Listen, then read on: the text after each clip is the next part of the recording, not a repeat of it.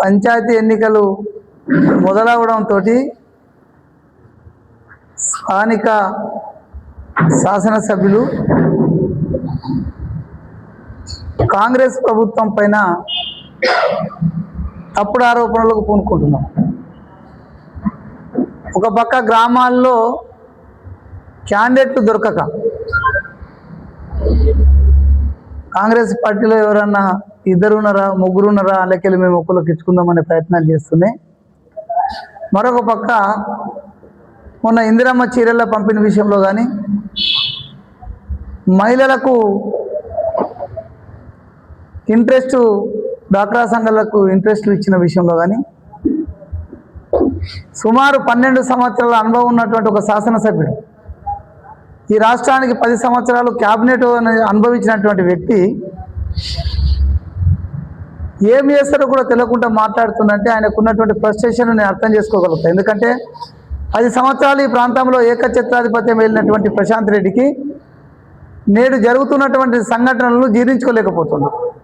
ప్రజాపాలనలో జరుగుతున్నటువంటి అభివృద్ధి అయితేనేది, ఈ రాష్ట్రంలో కాంగ్రెస్ పార్టీ అధికారంలోకి వచ్చినటువంటి సంక్షేమాలు అయితేంది, అభివృద్ధి కార్యక్రమాల విషయంలో జీర్ణించుకోలేక కాంగ్రెస్ ప్రభుత్వాన్ని బదనాం చేసే కుట్రలో భాగంగా తప్పుడు ఆరోపణలు తప్పుడు మాటలు మాట్లాడుకుంటూ ఈ జిల్లా ప్రజలను పక్కదో పెట్టించే ప్రయత్నం చేస్తున్నారు.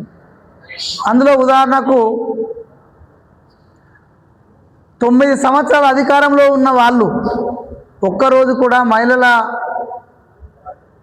తీసుకున్నటువంటి డ్వాక్రా మహిళల రుణాలకు ఇంట్రెస్ట్ మాఫీ చేసినటువంటి పాపన పోలే, వాళ్ళను లెక్కలోకి కూడా తీసుకోలే. ఇవాళ ఎప్పుడైతే రాష్ట్ర ముఖ్యమంత్రి రేవంత్ రెడ్డి గారు 1 కోటి మహిళలను కోటీశ్వరులు చేస్తాను ఒక సంకల్పంతో ముందుకెళ్తున్నాడో, ఇక మహిళల్లో మా ప్రాధాన్యత తగ్గుతుందని భావించినటువంటి ప్రశాంత్ రెడ్డి ఇంట్రెస్ట్ విషయంలో తప్పుడు మాటలు మాట్లాడతాడు. మేము ఎప్పుడు ఇచ్చినామని కాదు, నువ్వు 9 సంవత్సరాలు ఎందుకు ఇవ్వలేవని ఈరోజు నేను ప్రశ్నిస్తున్నా. మేము ఎప్పుడు ఇచ్చినామో, ఎలక్షన్లు వస్తున్నాయని ఇచ్చినామా? మరి ఎలక్షన్లు గత 3 నెలల క్రితం లేవు, అప్పుడు మేము ఇచ్చినామో లేదో చూసుకో. అంతకుముందు 6 నెలల క్రితం ఎలక్షన్ లేవు, మేము ఇచ్చినామో లేదో చూసుకోవాల్సిన అవసరం నీకుంది. కానీ కేవలం వాళ్ళని పక్కదో పెట్టించే ప్రయత్నం నువ్వు చేస్తున్నావు, అది నీకే బూమరాంగ్ అవుతుందనే విషయం నువ్వు గుర్తుంచుకోవాలా.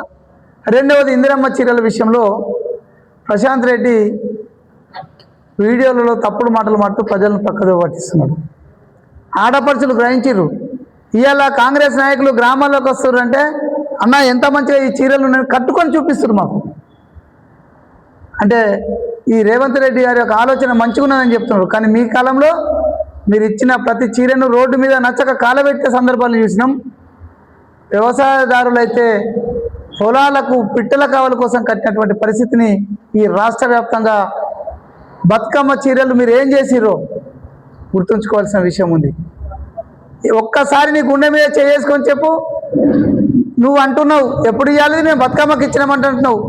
నువ్వు ఇచ్చిన బతుకమ్మ చీరను బజార్లో వారేసినప్పుడు ఏ రోజు బతుకమ్మకు ఈ తెలంగాణ ఆడపడుచు చీర కట్టుకున్న పాపన పోలేదు. విజ్ఞప్తి చేస్తున్నాం ఈ సందర్భంగా.